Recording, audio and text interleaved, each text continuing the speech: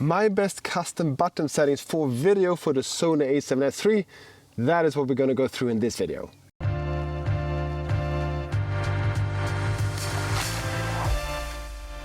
To set up these custom buttons, we first go into the menu, then we go to settings and we go to operation, customize, and to custom key settings for video. And I'm going to go through this from the top to bottom in this menu, so it's going to be easy for you to follow. For the first one, for this wheel I have back here, I've set the ISO. So it's going to be easy to just turn that wheel to get a higher or lower ISO depending on your scene. Then for the next one, for the AEL button up here, for that one I've actually set to switch and toggle between the finder and the monitor. And the reason for that is that I have disabled the auto switch between the finder and the monitor, because if I hold the camera like this or something like that and I cover the finder, then the camera will automatically turn off the monitor and turn on the finder, and then I can't see anything. So I've set this button to switch between those two, because when it's very bright outside, for example, sometimes it can be so bright so I can't see anything in the monitor, and then I would like to be able to switch easily to the finder instead, so I actually can see something through that little window. Then I have the AF on button. For me, the AF is autofocus. That's how I remember it. So for that button I have the toggle AF MF focus, autofocus, manual focus, because it's so often I'm using manual focus when you would like to shoot something and the autofocus is focusing on what's closest to the lens, and that's maybe not what I would like to have sharpest in the image, so that's why I very frequently switch over to manual focus instead. Then for the C1 button, I've set to enable or disable face and eye priority. This is because, as you may be seen on many YouTube videos, YouTubers and custom content creators are really struggling when they do product videos. They have a product, they hold it up for the camera, in front of the camera, but it's still focusing on the face. And that is because the face and eye autofocus is enabled. If you disable that, the camera will focus on the object that is closest to the camera. And if I do a product presentation, product video, my face will still be closest to the camera. And if I would like to show the product for the camera, then I'm just holding it up, and then that is closest to the camera, and that will be in focus. And then for the C3 button up here, I set steady shot on off. So for example, if I'm using the camera on a tripod, I have the steady shot off. And if I have it handheld, I enable it.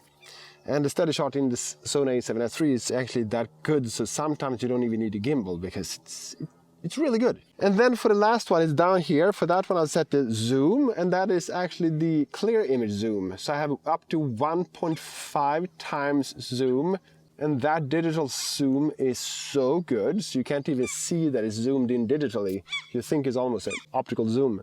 So that's super useful if you, for example, have a prime lens where you don't have a zoom, then you still have a 1.5 times zoom. Super useful. Now for the next menu, for this button up here, this little joystick, there I set the switch focus area, so you can switch the different focus area between wide. Let's see what we have. We have wide, zone, spot, small, expandable spot, wide, and then it toggles between those four. I've actually disabled a lot of focus areas because I don't use them. And why I have it on this one is because if I go to, for example, spot, small, I can just use these joystick to move around that focus area if I need to focus on something that is not in the middle of the scene. In the middle here, on that button, I've set the focus magnifier. Okay, I would like to set the manual focus. I push that one, and then it actually zooms in the monitor, so I see it zoomed in, but it's just enlarged actually. So I can set the manual focus, click again, and you're back out, and you can start shoot. Don't mix that one up with the clear image zoom that is on C4, because that is actually giving a digital zoom to the media you're recording. That button doesn't do that. That just zooms in the display, so it doesn't zoom in on whatever you're recording. That's just what you see in the monitor. Sen is Swedish for later. Then I have to the left here, I have the audio record level, and that I'm using every single time when I'm going to record something, because you have a new microphone, it's not positioned the same place as before, so you need to adjust the volume so it's getting where you would like to have it. I usually record at about -12 dB. And then to the right on that one I have my picture profiles. Usually I shoot in S-Log3, but sometimes I would like to shoot with picture profile off, for example, and then it's handy to have that easy accessible on that button. Then at the bottom I have white balance, and the white balance is important. And why I've actually set that one here is that on my tech channel that I'm going to link to in the description, and not too long ago I shot a AirTag video, and I was shooting that outside in the evening, and I was lit up by lots of street lights, and my camera was set to the white balance to 5600 Kelvin because that is what I have in my studio. And that screwed up everything. It was a mess to try to adjust that in post. And now I've set that here, so I can just lightning fastly go into that menu and set the auto white balance instead of a fixed white balance. And then I have these two buttons up here. So this one I haven't changed. So this one is turn on, turn off video.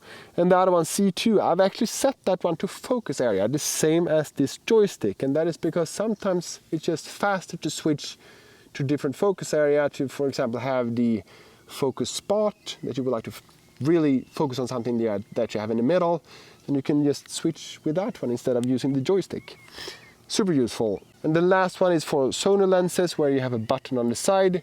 Then I use the default feature for that to focus hold. So for example, if I have autofocus here, I can click or push and hold that button, then it holds and keeps that focus even if I recompose the shot, so I can have the same focus all until I release that button. And then for the last one I have the FN menu. I don't use the function menu that is on this button too much because I have everything easy accessible on all the other buttons. But some things that I do use on that menu, so it's the bottom section that is for video, that is the top right. There I've set face, eye, subject to switch between human face and animal face. If I should shoot a bird, for example, so the camera knows that, well, it's a bird eye that you're going to focus on, not a human eye. And then the other one is the AF transition speed.